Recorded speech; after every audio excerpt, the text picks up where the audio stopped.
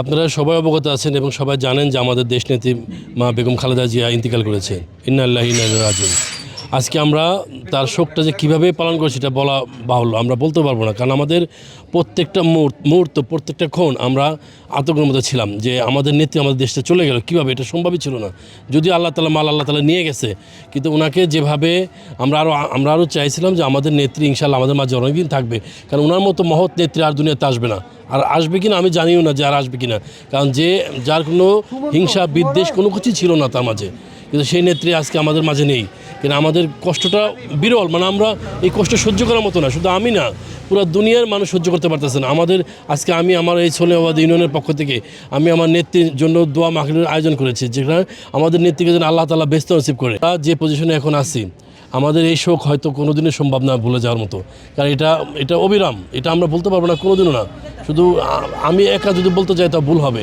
টানা তৃতীয়বার অর্জন করেছে দেশের সেরা সুপার ব্র্যান্ড স্বীকৃতি বসুন্ধরা টিস্যু। কারণ আমাদের পুরো বাংলাদেশের যত সব ধর্মের মানুষ, সে মুসলিম, হিন্দু, বৌদ্ধ, খ্রিস্টান, কেউ এটা মানতে পারতেছে না, কেউ ভুলতে পারবে না। আমাদের এই শোকের মহামারী আমরা কোনোদিন ভুলবো না।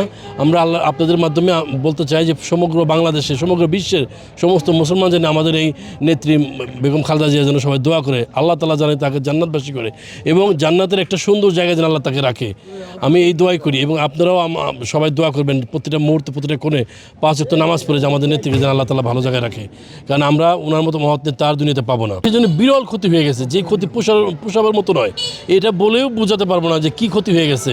এখন আল্লাহ তাআলা যখন ডাক দিয়ে তখন যেতে হবে, তারপর আমাদেরকে মেনে নিতে হচ্ছে, আর আমরা এটা মেনে নিয়েছি, কারণ এটা ক্ষতি অপুরাম। এই ক্ষতি কোনোদিন শোধাতে যাবো না, আমরা শোধাতে পারবো না এটা। আমি নমিনেশন পেপার তুলেছিলাম, আমি জমা দেবো না, কারণ আমি দলের অনুগত। আমি দল যাকে নমিনেশন দিয়েছে, আমি মনে করি যে দলের বাইরে আমি না, আমি কেউ না, কারণ দল দিয়েছে যাকে ধানের শীষ প্রতীক, আমি তার বাইরে। আমি দল পছন্দ করি, আমি তারেক জিয়া রাজনীতি করি, আমি ধানের শীষে রাজনীতি করি। আমি এখানে স্বতন্ত্র, আমি পক্ষপাতী না, আমি নিজে জমাও দেবো না এবং আমি দেও নাই, আমি এটার বিপক্ষে।